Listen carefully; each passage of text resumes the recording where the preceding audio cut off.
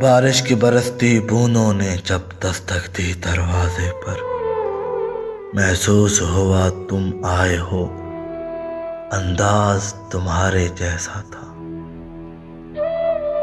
ہوا کے ہلکے جھونکے کی جب آہٹ پائی کھڑکی پر، محسوس ہوا تم گزرے ہو، احساس تمہارے جیسا تھا۔ میں نے گرتی بوندوں کو روکنا چاہا ہاتھوں پر، ایک سرد تھا پھر احساس ہوا، وہ لمس تمہارے جیسا تھا۔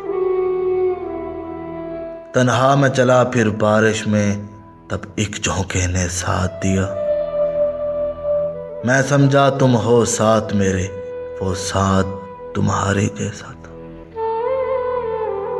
پھر رک گئی وہ بارش بھی، رہی نہ باقی آہٹ بھی،